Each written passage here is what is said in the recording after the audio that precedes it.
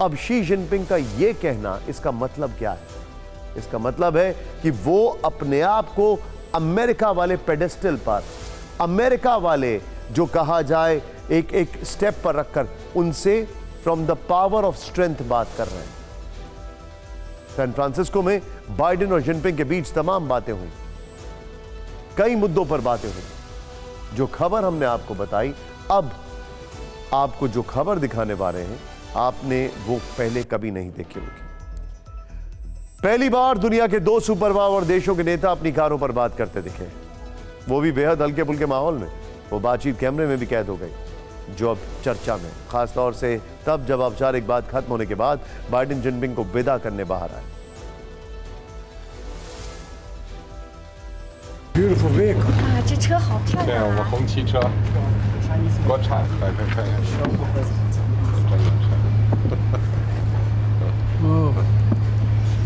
जब अमेरिका के president Joe Biden की पहली नजर शी जिनपिंग की कार पर पड़ी तो वो देखते ही मुरीद हो गए। न सिर्फ मुरीद हुए बल्कि बोल उठे, ये तो शानदार है। Beautiful vehicle. 啊，这车 Beautiful vehicle. 啊，这车 Biden की तारीफ सुनकर जिनपिंग भी बोले, ये कार होंकी है, रेड फ्लैग कार है जो सिर्फ चीन में ही बनती है। Beautiful vehicle. 啊，这车好漂 对， 亮 我们 啊！ 红旗车，国产，来看看。 फिर क्या था, जो बाइडेन भी नहीं रुके, कार को अंदर से देखने की ख्वाहिश जता दी। जिनपिंग ने भी तुरंत कार को अंदर से दिखाने का आदेश दिया।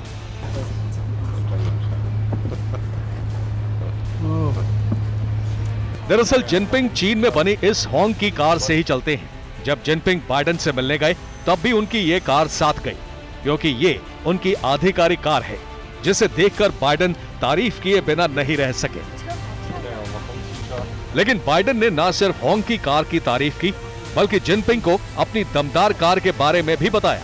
शी जिनपिंग का हाथ पकड़कर बाइडेन ने जो कहा वो सुनिए। You know what they call that car? 然后每一次我到外面去，这车都跟着我，你知道它叫什么吗？ They call it the Beast. 切，野兽。 जैसे ही बाइडेन की बातों को ट्रांसलेटर ने चीनी भाषा में जिनपिंग को बताया, वो हंस पड़े। फिर बाइडेन का अभिवादन किया और होंग की L5 में बैठकर रवाना हो गए। Thank you. 感谢。 See you tomorrow. Thank you. मत भूलिए चीनी माल का क्या ट्रैक रिकॉर्ड रहता है। खैर, आईफोन वैसे चीन में बनता है, लेकिन डिजाइन कैलिफोर्निया में होता है।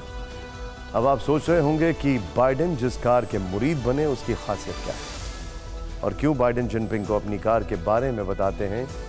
तो ऐसे में आज आपको जिनपिंग और बाइडेन की कार के बारे में जरूर जानना चाहिए।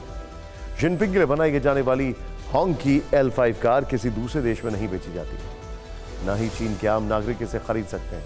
इस कार की ताकत का अंदाजा आप ऐसे लगा सकते हैं कि यह महज 8 सेकंड में 100 किलोमीटर की रफ्तार पकड़ सकती है। करीब 19 फीट लंबी और 6.5 फीट चौड़ी यह गाड़ी चीन की सबसे आलीशान और सुरक्षित कारों में से एक है। होंकी और बीस्ट बख्तरबंद कार की एक अभेद किले की तरह है। बीस्ट जो बाइडेन की कार है और होंकी 8 सेकंड में 100 किलोमीटर की रफ्तार पकड़ती है। चेंज करिए इसको जरा, ये देखिए, चीन की सबसे आलीशान और सुरक्षित कार है। बीस्ट 15 सेकंड में 100 किलोमीटर की रफ्तार, वो 8 सेकंड में। फिर कार की कीमत 6 करोड़। ID केमिकल हमलों को झेलने की ताकत है। फिर ये बीस्ट की हम बात कर रहे हैं, जनरल मोटर्स के कैडिलैक डिवीजन में तैयार करती है। हर हमले को रोकने के लिए इसको डिजाइन किया गया है। इस सब के बीच में अब खबर गाजा में इजराइल के उस ऑपरेशन की जिसमें चौंकाने वाले खुलासे हुए, बड़े दावे किए गए। IDF ने दावा किया है कि हमास ने अल शिफा अस्पताल को अपने हथियारों का डिपो बनाया था। इजराइल की डिफेंस फोर्सेस ने बाकायदा इसका वीडियो सबूत भी पेश किया। इतना ही नहीं, वीडियो सबूत में यह भी दिखाया गया है कि मरीजों और MRI मशीनों की आड़ में बंदूक और ग्रेनेड भी छिपाए गए। इसके अलावा इजराइल का यह भी दावा है कि अल शिफा अस्पताल के अंदर हमास का हेडक्वार्टर भी बना है। IDF की माने तो इजराइल की आर्मी इस वक्त भी गाजा के अल शिफा अस्पताल में बहुत बड़ा ग्राउंड ऑपरेशन कर रही है।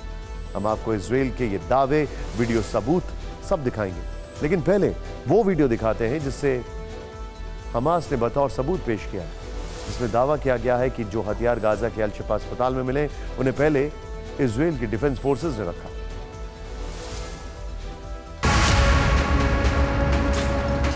36 सेकंड के इस वीडियो के हर फ्रेम को गौर से देखिए, क्योंकि ये वीडियो आईडीएफ के दावों के ठीक उलट है। हमास का आरोप है कि जो हथियार गाजा के अल शिफा अस्पताल से मिले हैं, उन्हें इन्हीं बक्सों में रखकर पहले इजराइल की डिफेंस फोर्स ने अस्पताल में रखा और फिर दुनिया के सामने इसे हमास का बता दिया। इस वीडियो में भी इजरायली सेना अपने साथ कई बॉक्स और बक्से लेकर अस्पताल की तरफ जाती दिख रही है, जो पूरी तरह से सील बंद है। हमास के मुताबिक पहले मेडिकल सप्लाई के नाम पर ये बॉक्स अल शिफा अस्पताल में इजराइल ने पहुंचाए। असल में इनमें मेडिकल से जुड़ी कोई चीज थी ही नहीं। इसमें वही हथियार रखे गए थे जिन्हें वो हमास का बता रहे हैं।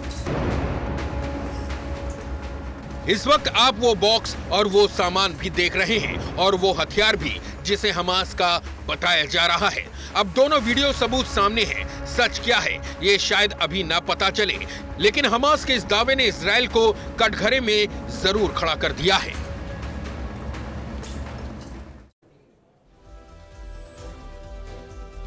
हथियारों को लेकर यह हमास का दावा, लेकिन आज इजरायली डिफेंस फोर्सेस ने भी 6 मिनट 59 सेकंड का एक वीडियो जारी किया। यह भी आपको दिखाना जरूरी है। इसमें अल शिफा अस्पताल के अंदर के सब कुछ बतौर सबूत कैमरे में दिखाया गया।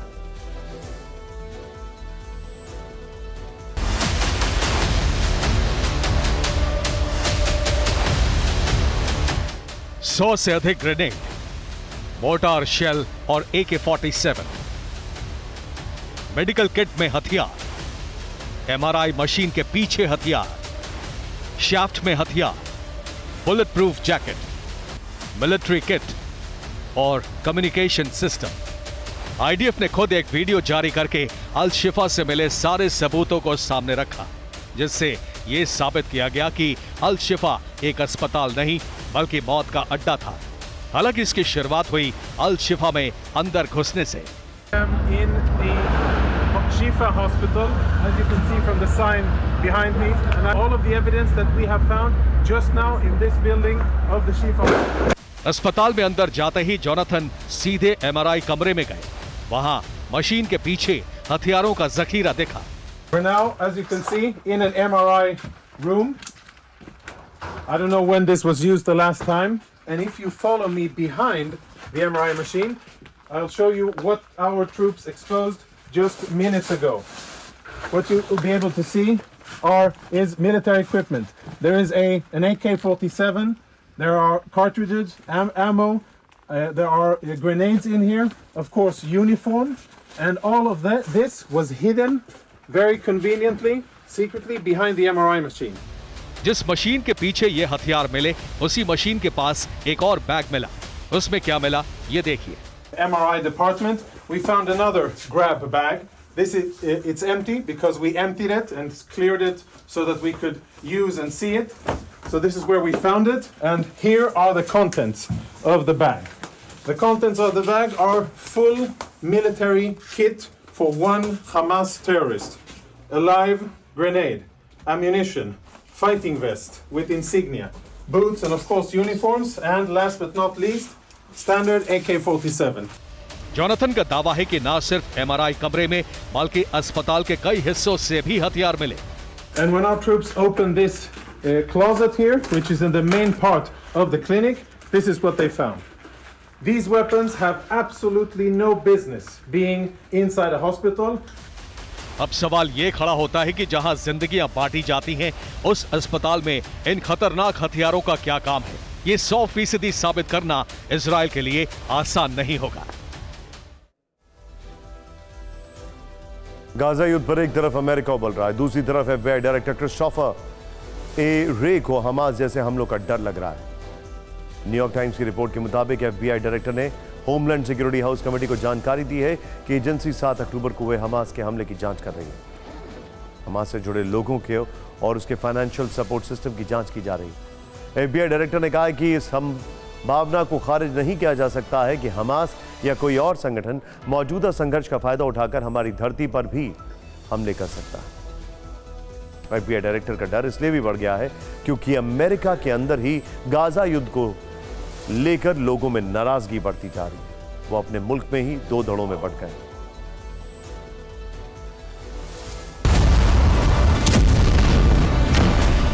गाजा जैसा विध्वंसक मंजर अमेरिका में ना दिखे।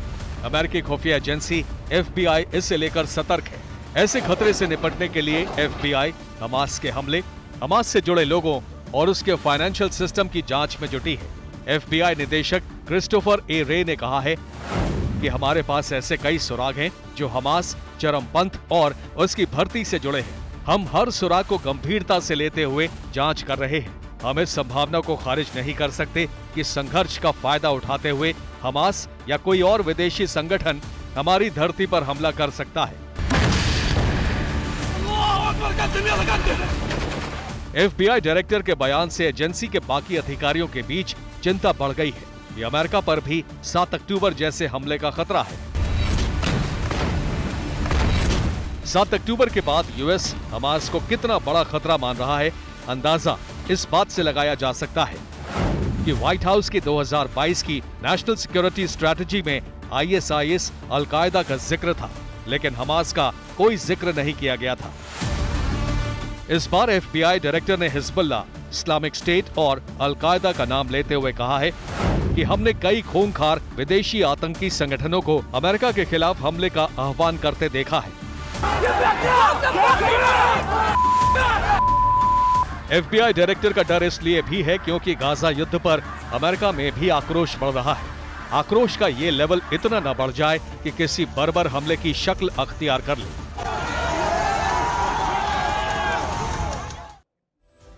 FBI डायरेक्टर के डर के कारण वॉशिंगटन की सड़कों पर अब देखने को मिला है कि किस तरीके से आक्रोश है।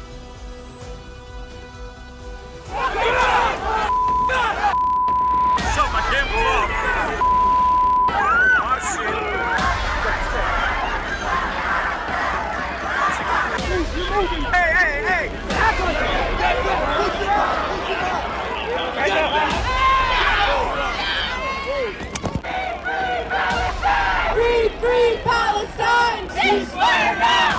Ceasefire now! Ceasefire now!